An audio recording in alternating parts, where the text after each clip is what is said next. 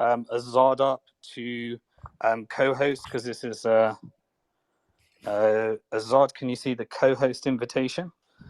And then Azad will confirm that we're recording, and we'll invite some people up. Azad, you able to confirm you're recording? I think it takes about 10 seconds to propagate normally. Okay, Azad is showing as a speaker, and now you're showing as a co-host. Azad, you able to confirm you're recording?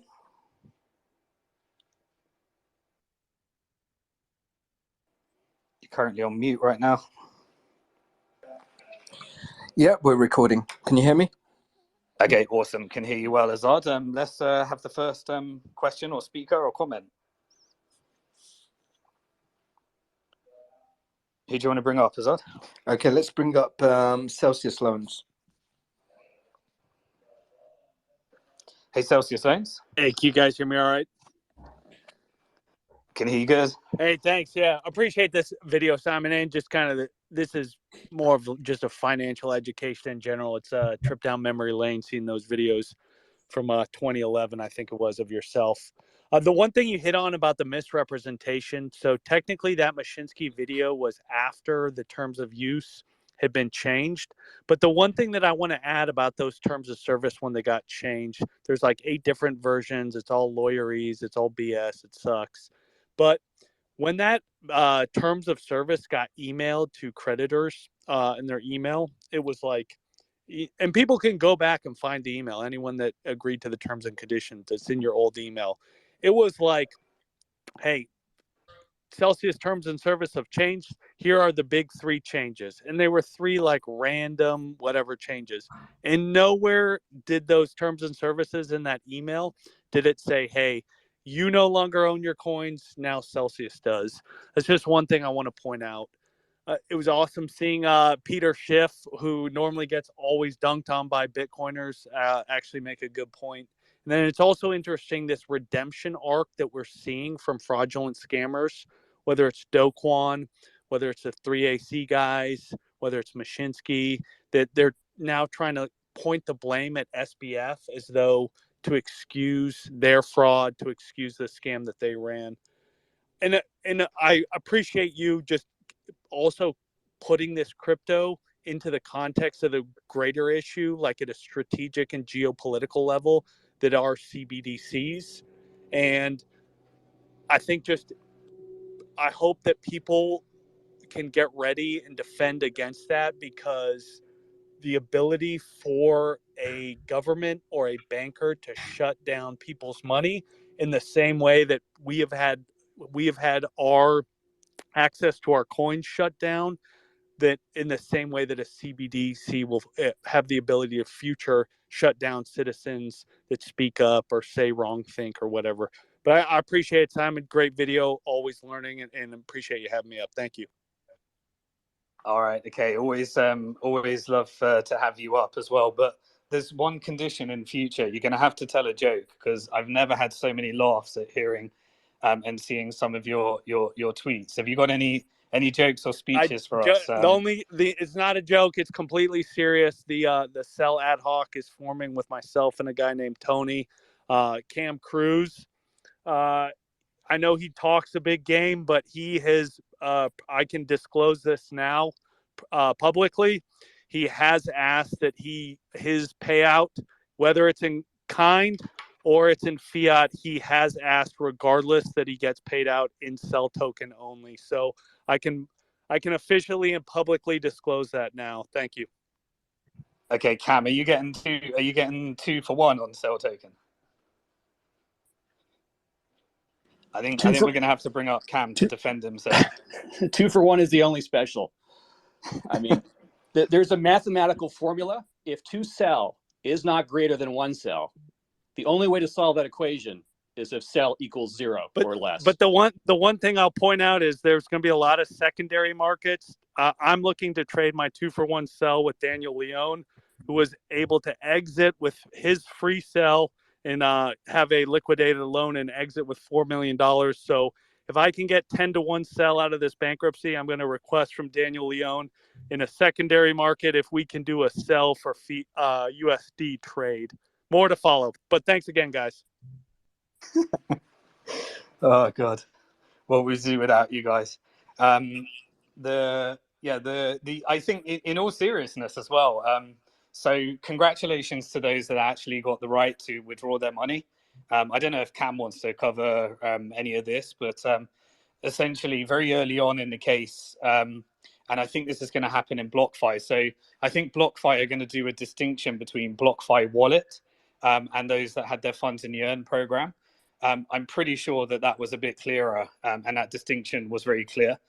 But they had a similar situation to Celsius, where they were offering unregistered securities, and the securities regulators were sending cease and desist orders to them, and the SEC was investigating. And their solution, but they actually reached a settlement on their solution, whereas Celsius filed and paused before they got the opportunity to get to the end of their settlement. But I think those that own funds in BlockFi wallet and custody, this is going to become a thing. And I think with the FTX case, Sam Bankman-Fried very early tried to make a distinction between FTX Japan, FTX US, and FTX International. And I think he's trying to play the creditors off against each other, so that we end up in a similar battle and prisoner's dilemma that we ended up between those that have their funds that they own and those where the company's claiming that they were invested, even though they were being given cease and desist orders for offering illegal securities. But some of the people that did get their funds back, there was something around those that were in pure custody, which is where it wasn't a defense, where you were automatically taken from the Earn program when Celsius got the cease and desist orders from securities regulators, and it was moved over to that you were forced into custody. There's a concept called pure custody came out in the court, which is where you first you first came to custody, and those people are actually going to be receiving some of their coins back, but they want to keep back some for clawbacks and preferences as well. So there was headlines around some of the funds coming out as a result of that. And I do remember one of the things in the court, it was talking about only releasing the funds where there wasn't a coin shortfall with the next phase. And the only coin that I know of where there isn't a coin shortfall is, I think, the 2 million odd cell tokens in custody. So maybe those 2 million cell tokens are going to hit the market at some stage, because if they're returning property, it will be interesting to see, is it returned as the coins or are they dollarized? And if whatever the outcome will be of that, because it's, they're claiming that the property is theirs, what's going to be the outcome of that? I think that's going to be quite interesting. So we'll see where the next phase goes. Cam, you got any comments or questions? Well, one thing to keep in mind about Celsius's cell obligations, they owe a lot of current and former employees cell tokens, and those have been filed in the docket. So their shortfall might be related to payouts to insiders. And I could actually compile a list of it. I have it locally. They have it in separate batches of cell tokens that they owe employees, but that's been a source for me of being able to find current and former employees, because I have a list of about 500 names. But yeah, they like to pay and sell. Okay. So I think they should just pay in kind. You've really been looking at the potential value of the asset of insider clawbacks, right? Do you want to share a bit about what you think that might be worth and what you've seen from public information? Yeah, I mean, their two biggest offenders in terms of prominent insiders taking value off the platform when it was spiraling into the situation we're in now, while they publicly didn't tell anybody anything, they took out multiple millions of dollars. So baseline would be 50 million, could be potentially more. And everything says that it's the right thing to do to go back and reclaim these funds that the leaders of this company were taking off the platform, while they were not, at the very least, they were being highly irresponsible with their obligations to all their depositors and investors. Awesome. Okay. So yeah, Daniel Leone doesn't get enough attention. Admittedly, yeah, I haven't shined enough light on that. And many people say that this is the one that everyone should be looking at. So glad to see that there's more attention rather than just Mashinsky on his own. Yeah, another aspect of Daniel Leon. I mean, I think I can recap this, but he incorporated Alchemy Capital Partners, which is listed in the court filing. This was done in late March of this year, and maybe a couple weeks later, in April, he had registered this company as a Celsius entity, like a corporate account, and he transferred from his personal account 8 million Cell tokens. And then he immediately, the day afterwards, took out a $4 million Cell-back loan. So that's essentially a tax-free $4 million that presumably he would be paying 1% interest on. And when the market tanked, he just topped it up with another 7 million Cell tokens a bit later. So this is a way for insiders. I mean, some people that believe in Cell, there could be legitimate utility to this token, but it also served as a way for insiders to funnel money out from the company, because the $4 million loan, that came from depositors. So there was $1.8 billion of stable coins that this company squandered, and $400 million was used for retail loans. Most of those loans are legitimate. This is a case, I would argue, of an illegitimate insider extraction of value at the expense of customers. And he also took out millions more dollars, not affiliated with this loan, but the loan is a huge focal point. It allows insiders to take value out of the platform at customers' expense without dumping the market of Cell that they've been propping up for the last couple of years. Thank you for sharing that as well. And a key few updates. So the Examiner report phase 2 and 3, which is due to investigate misrepresentations and Cell token manipulation. That's due to come out on the 17th of January. That's where the Examiner that we've paid a lot of money for to do the investigation, rather than the Department of Justice paying for it. This is another thing that happens in bankruptcy.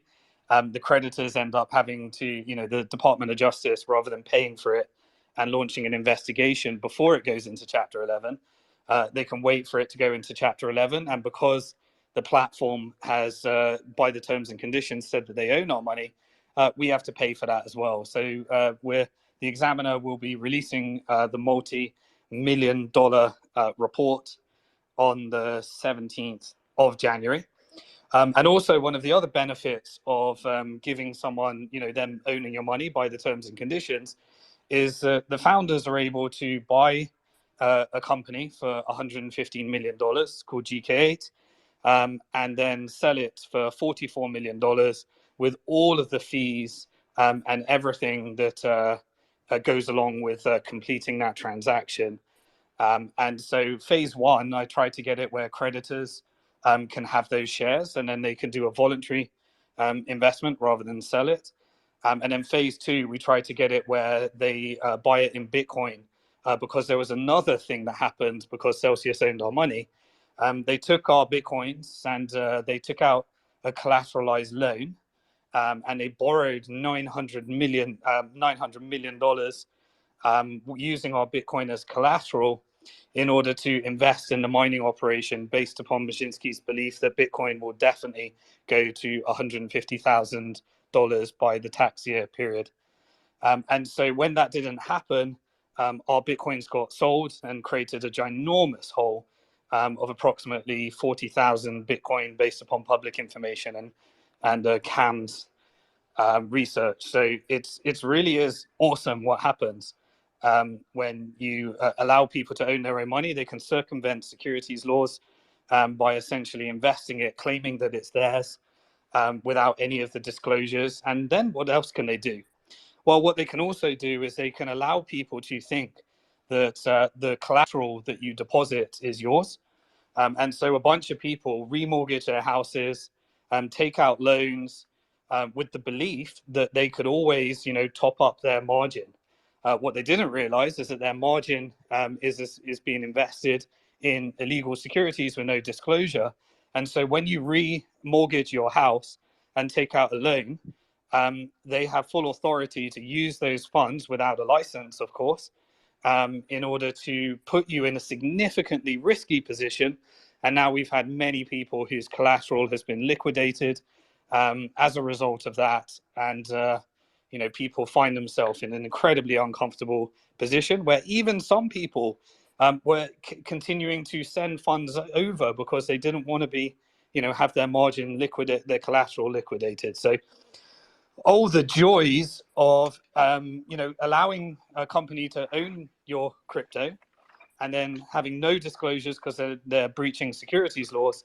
And then when those bets go wrong, ending up an illegal bank. And then we just use bankruptcy because none of those protections exist. None of the stress testing exists. And the founders get to play venture capitalists and hedge fund with our money. Beautiful. Okay, who's next? One other aspect of that, Simon, is in terms of the loans that were liquidated, just based on the disclosures from the depositions of Blonstein and Ferraro, there's no indication that they were actually able to do a market sale of the coins they were liquidating, which would mean that they're taking even more damage. Like if, for instance, the swap feature that Celsius offered, you could potentially trade Bitcoin for Ethereum or whatever token. That feature, they did not actually do trading. So anything that they did, they're taking an opposite position to their customer. And a lot of what Celsius did was just present an interface without following through on the commitment to actually implementing market-changing positions on chain. So it created a huge contrary interest to their customers and exposed them to much more risk. Excellent. So rather than having backing 1-to-1 per coin, we're all invested in a hedge fund with directional risk because the coins backing them are not there. And guess what? They don't have money transmitter licenses state by state, which is what an exchange like Kraken would have to have in order to offer such a service. Instead, they just told FinCEN that they are a money service business at some point without thinking about the money transmitter side. And then frantically, because they were using that as collateral, and they had directional risk without being backed 1-to-1.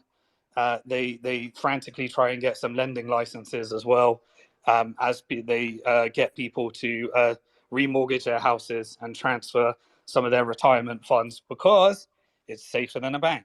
Awesome. Who's next? Okay, next speaker is Lawrence. Good afternoon.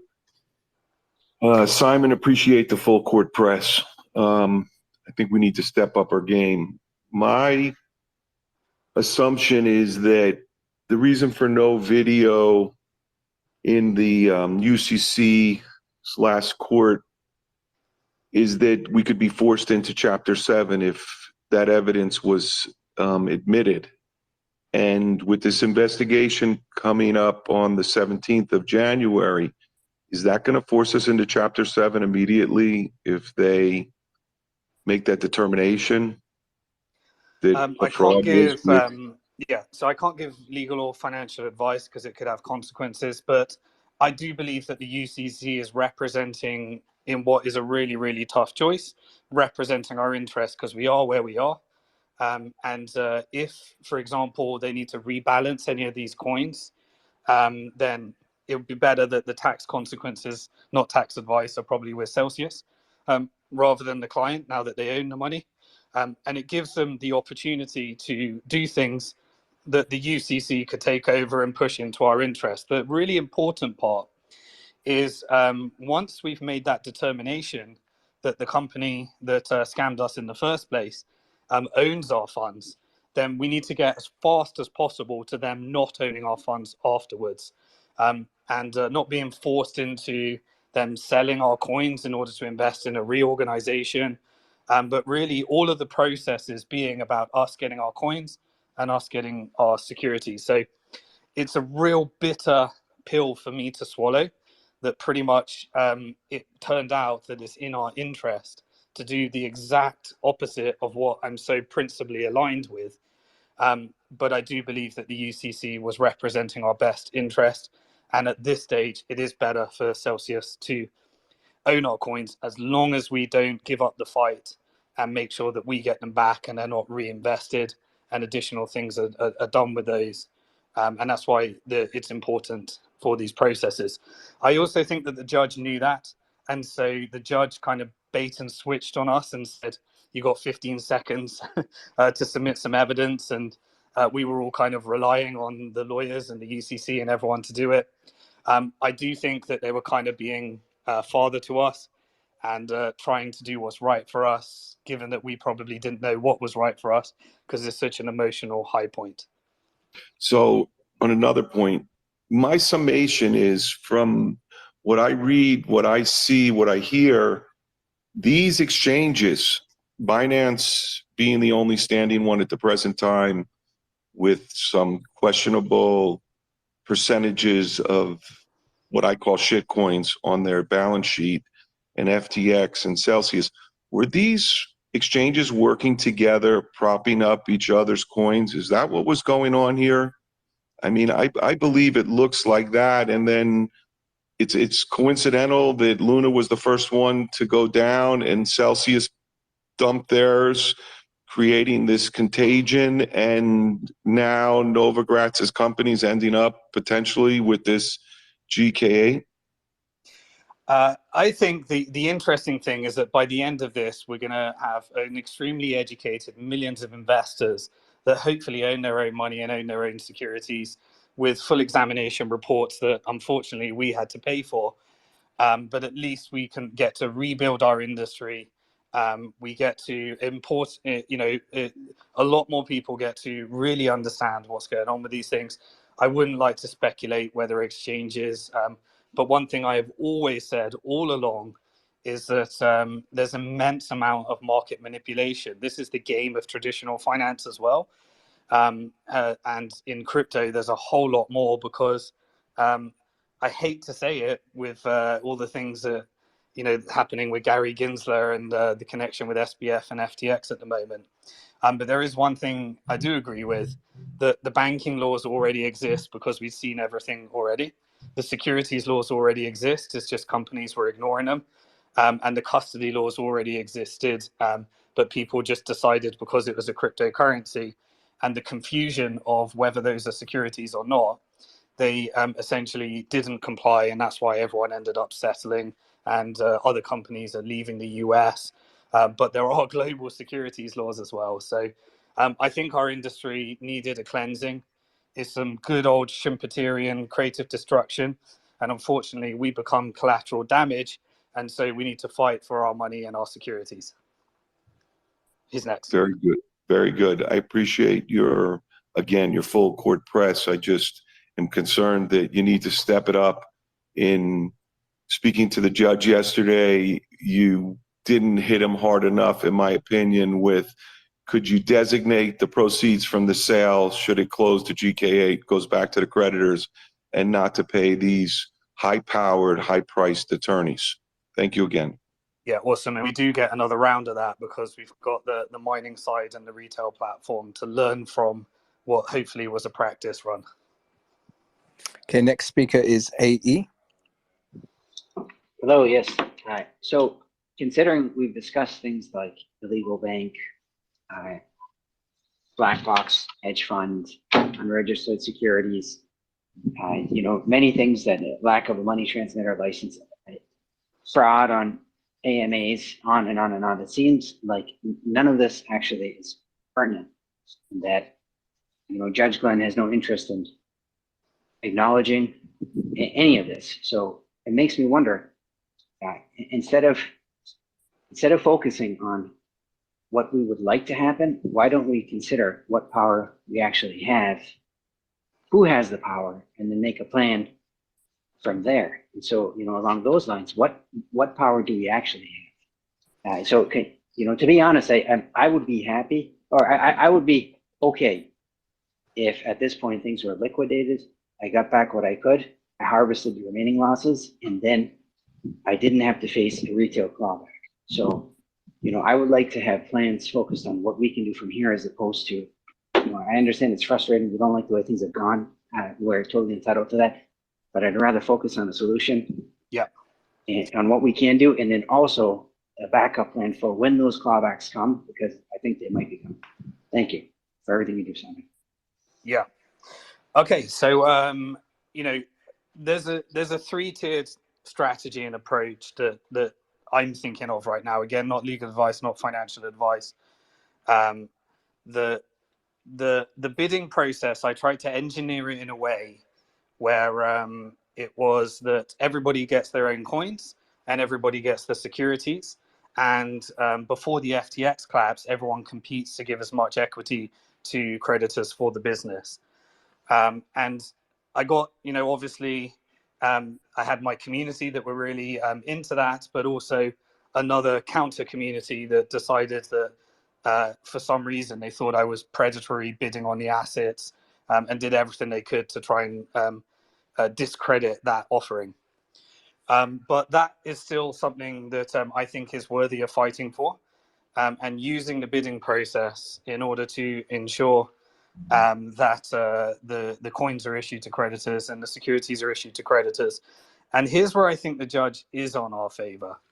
I think the judge really fought that when these securities are sold, that we get all of the rights and the preference, and the full investigation is done on whether we're accidentally giving up valuable assets to have claim on illegitimate activities in the future.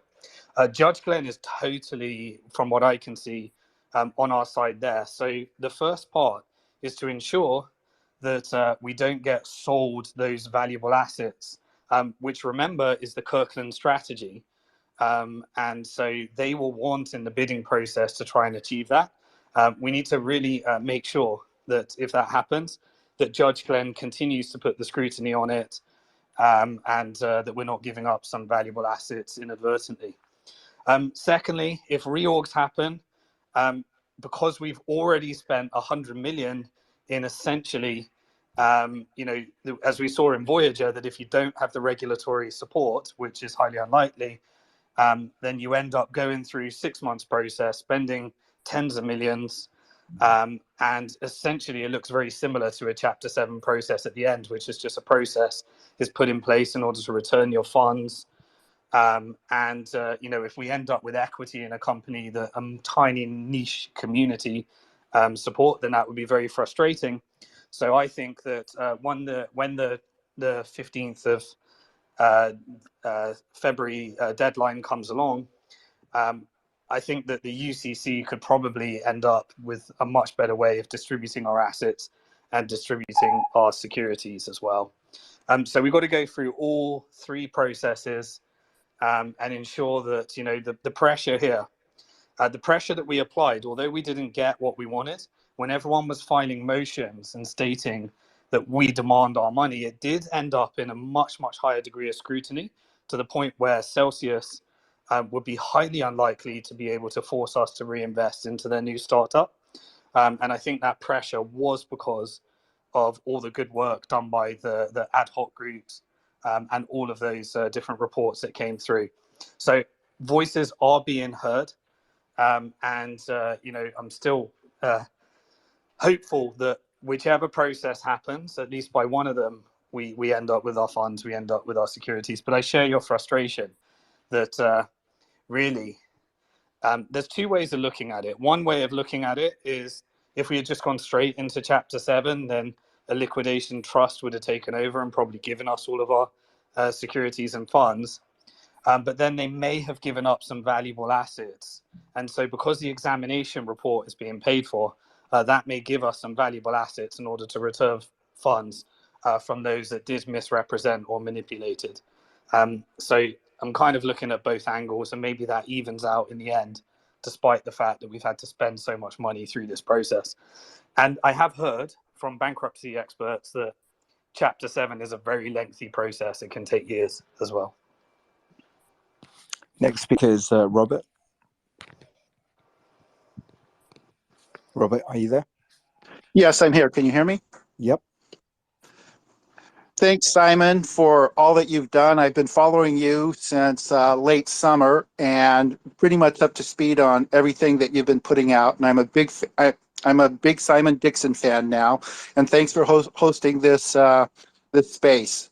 I was on the space yesterday, and I got the impression that the judge was questioning whether the original GK8 transaction was arm's length. And then I have a question about GK8. Is it producing any revenue now, or is it just holding some technology that might produce revenue someday? And I wonder if that's why the sale of GK8 sounds like it's more palatable to you than it did like last week.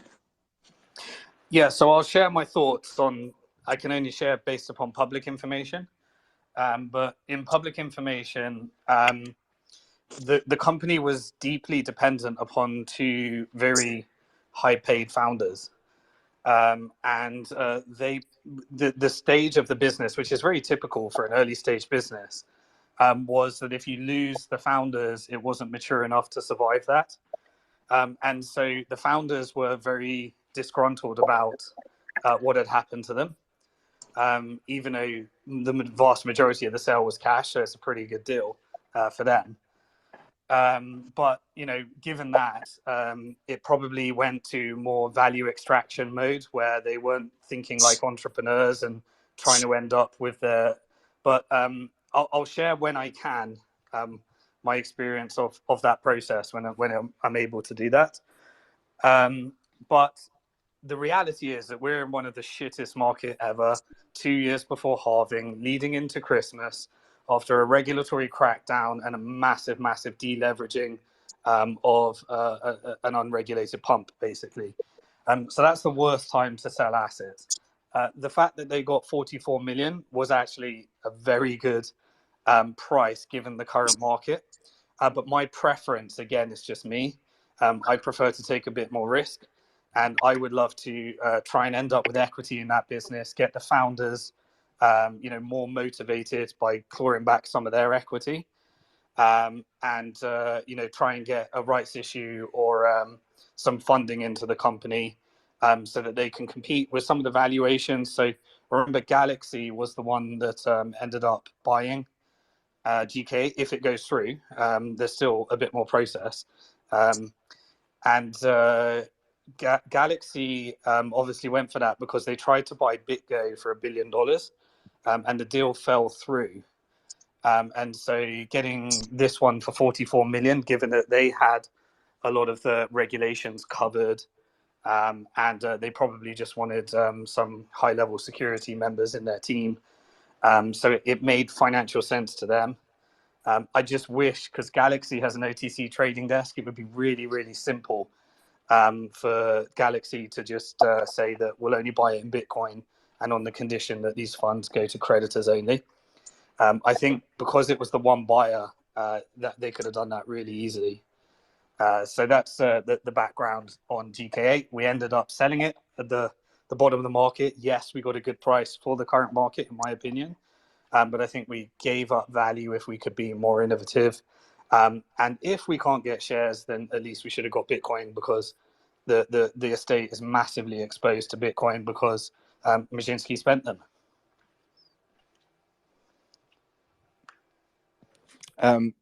Yeah, Robert, did you have one more thing to say, or? It suddenly got dropped, but yeah, I have a quick question about dirty custody, and then I have some slightly amusing anecdotes about my 9-year history now in cryptocurrency. If you'd like some quick anecdotes, if you'd like to, for me to share, adding a little bit of humor to the discussion. Please do. We love humor. Okay, so the question on dirty custody seems to be that since the funds were never ever segregated, that they were never really in custody, and so that's why it's dirty and is really lumped in with all the earned funds. Is that kind of the rationale? So the examiner did a phase 1 report that confirmed what you're saying, that it was, formed. So custody was formed because securities regulators submitted cease and desist orders for offering illegal securities.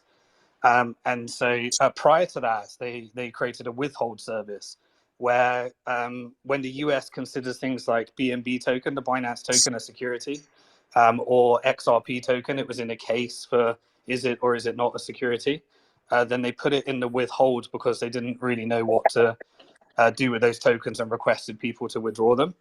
So the custody service was created for that. And then they reused the withhold service for the states when they said, well, you haven't got licenses to do securities, but you also haven't got licenses to offer custody. And so therefore they put them in this withhold status.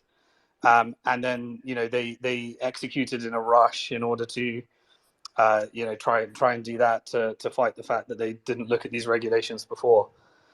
And that's what led to the service. And so it turned out that, prisoner's dilemma.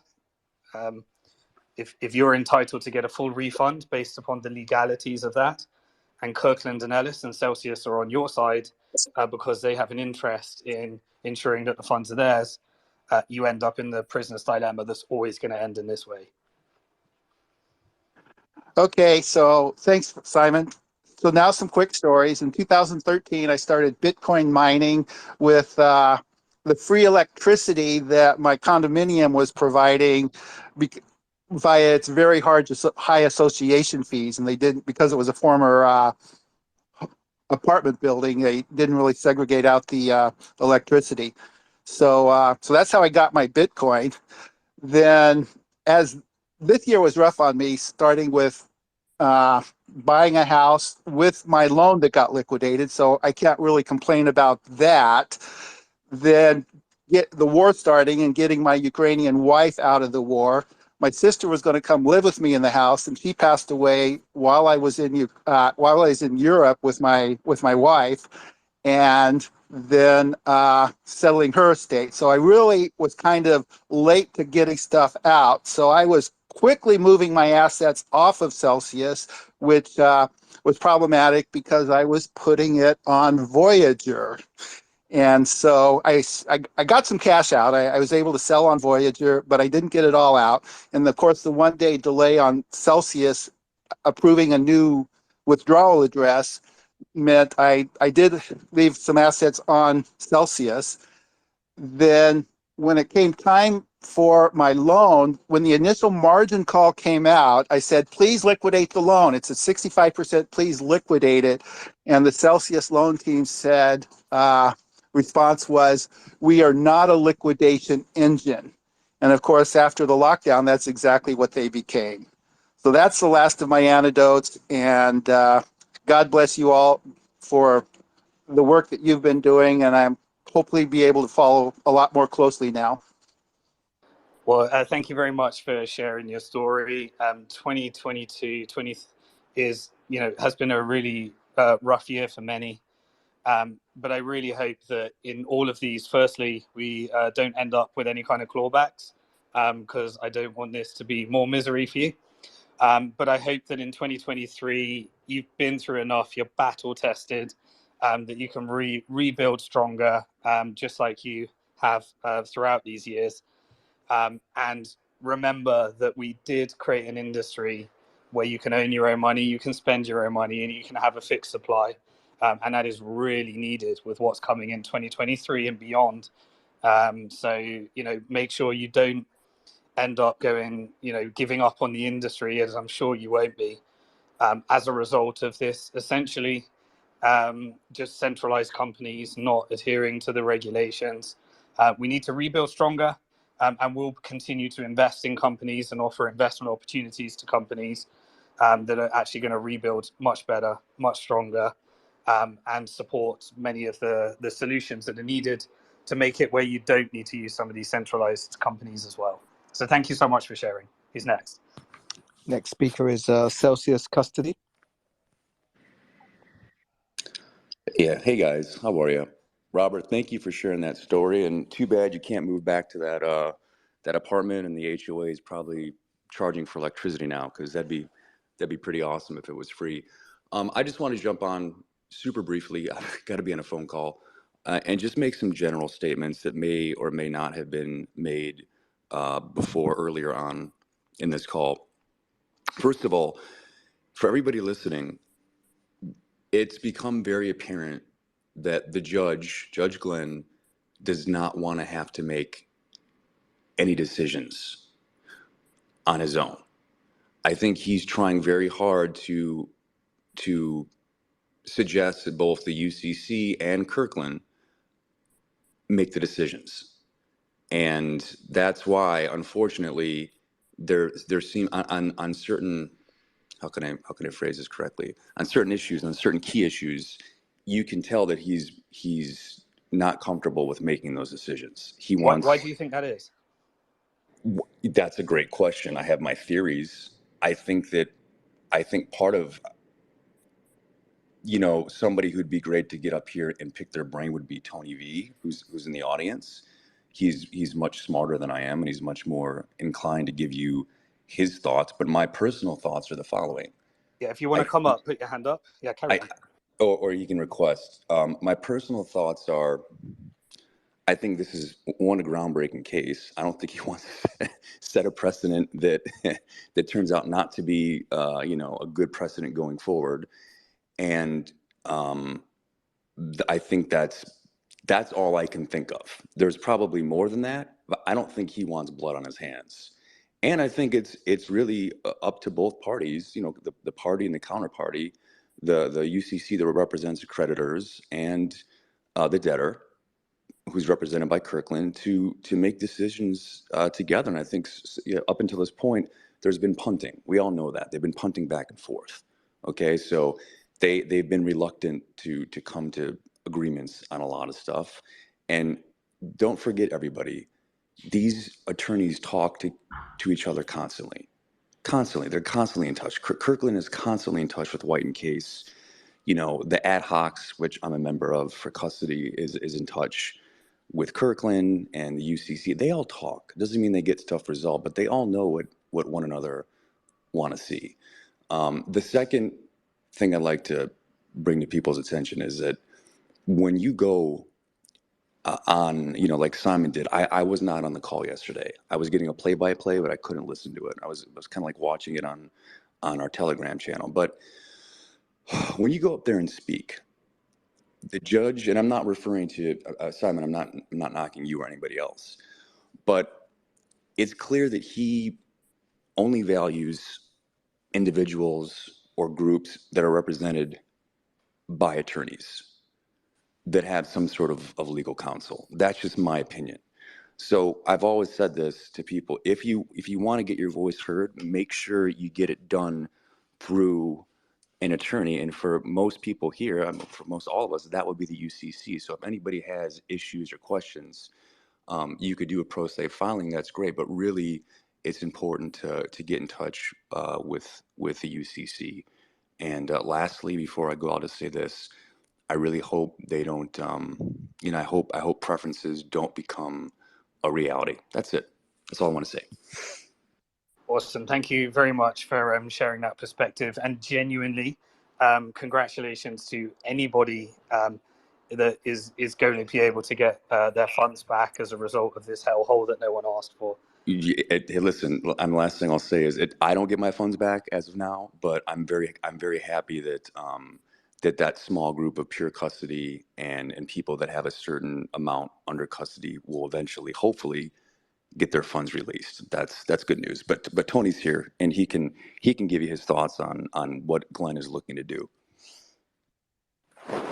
Yeah, Tony, you're next. Yes, hi.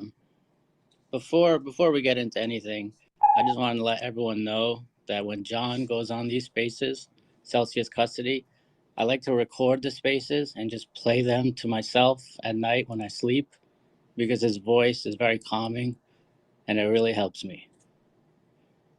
Thank you, John. I'm also sick, dude. So my voice, I got a little bit of a Barry White thing going on. Yeah, definitely a Barry White thing going down. Yeah, you have a voice for radio, for sure. Anyway, so what was I supposed to talk about? Everyone says you got to speak.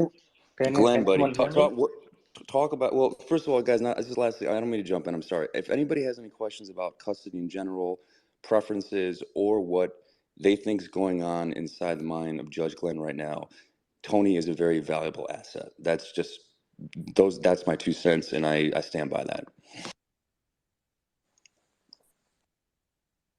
Give us some gems, Tony. You got a lot to live up to. You're getting a lot of positive referrals here. Yeah, geez, I don't know what I'm supposed to even say right now, but I don't think anyone really knows what Judge Glenn is thinking. He's been all over the place. Can anyone hear me? Just a thought. Hello? Yes. You can't hear other people, I think, but someone was speaking.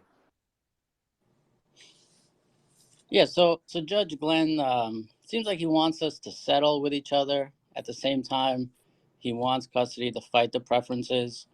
Our lawyer, Kyle Ortiz, he got up there and he was trying to make the argument that if the judge is ruling that we hold the title of the coins, then there's no reason for Celsius to hold on to the coins. It's not their property. He's saying it's not their property. Kirkland is agreeing that it's not their property. And the judge just annihilated him. He went off. He goes, do you want Kirkland to initiate, I think he said like 50,000 lawsuits. He's like, do you want your money? And our attorney said, yes, of course. And he said, do you want your clients to get sued? And he's like, no. He goes, well, then you can't have your money. And then 5 minutes later, he goes, I just want everyone to settle. And then he's like, but we have to fight the preferences. And then he turned back around saying, let's settle so we don't have to fight the preferences. So I'm not really sure what he wants. It's kind of all over the place. I don't know if all judges are like that. I don't know if it's just this judge. He's the chief judge. So I would imagine he knows what he's doing. It seems like he knows what he wants to do. I mean, it was a little strange. He started reading his decision on the trial that we were having. So yeah, it was like a 44-page dossier, wasn't it? Yeah, but he already made up his mind, and then he started reading us his decision on the trial that we're currently having at that time. But then he also hasn't dropped it on the docket. So he said that we're getting the title, but he didn't make it official. But he told us that it's official. So I don't really know. Honestly, it's very difficult to figure out what this guy's trying to do. Yeah, well, he's definitely not into my idea of making sure that any assets that are sold are settled in Bitcoin. He definitely didn't like that one. He said, nice try, but it ain't going to happen. I think his words were. So I think the problem with that one is that you run the risk of, if they pay us in Bitcoin today, let's say it gets finalized, they buy GK today, and then tomorrow it goes to 10,000. The judge and the attorneys basically lost the estate, like 50%. So they're estate fiduciaries. Kirkland, the UCC, they're not legally allowed to do something that would be detrimental to the estate. So I think there's a little bit of a catch-22 there. Yeah, I completely agree with that. But if they could see this from the perspective of we're missing Bitcoin and we're trying to get that Bitcoin returned. But yeah, they're never going to see it that way. They're fiat thinkers. Yeah, I'm a Bitcoin maxi. I look at everything in Bitcoin. I don't really care about everything else, minus the Cell token. Ronan and I are starting a Cell ad hoc, but that's another topic. And the lawyer is from that movie with Joe Pesci, and we're only also accepting Cell token outside the app for payment. So, but reach out to Tony for that. I'll reach out completely to Tony. Thank you. Yeah, it's actually Greg's brother, Greg Pesci from. You know these clips are going to be like used against you in the future. That they're going to be strategically pulled out, and they're actually going to be taken seriously. Simon, I'm the one that is behind the squeeze. Not only was Tony and I have been taking directional bets against ourselves. We're the secret shorters on FTX. The liquidators of the FTX bankruptcy have actually contacted us about closing our position, but we're also long Cell token. So we're really actually in quite a difficult position. Tony, I got to talk to you after this call. Yeah, we've actually made any money. We're so long and so short that it's kind of just a net zero, but now we're. My favorite moment in this bankruptcy is your speech on thanking Alex Mashinsky for strategically taking out all of his Bitcoin, taking out all of his ETH, and strategically, in order to support us, leaving his Cell token in his account. I mean, honestly, Simon, if you really think about it, Tony and I we are in the new platform right now. We are in Kelvin Cold Storage. There's so many panic noobs that would be selling at the bottom of the market. They would be selling their Bitcoin. And as we transition over to the sell standard in 2023, we just need to be thankful that there is so much sell token available and that we have the ability to convert our assets into sell token in Kelvin Cold Storage, which is Chapter 11 bankruptcy. It's just, we all got to really be thankful. So thanks. Oh my God. One of the things that Judge Glenn said, he kind of mumbled it, so you probably won't hear it in a recording, but he expects the sell token to be the standard for the United States first quarter of next year. So no one's going to be accepting cash pretty soon. It's just going to be all sell token. God damn it. That's why he rejected my Bitcoin idea. He was saying it ain't going to happen. You only sell. In all seriousness, the one thing I will just add is about what Judge Glenn has said about the sell token. He has been speaking with the with the Federal Reserve, and I've just found out that CBDC stands for Central Bank Digital Cell. So look forward to it. Right, who's got some serious questions? Okay, I think we're just gonna. Have we got room for one more question, Si? Yeah, go for it. We took up so much space for comedy. Okay, let's bring on Mandalorian, who's been waiting a while. Sorry about that. I just want to say hi to everyone, and we as a community, it's a question for everyone that wants to answer. Why in hell should we care about Chris Mazinski's opinion? That's my question. We should meet next question. Let's bring on let's Craig Parkin. Let's see.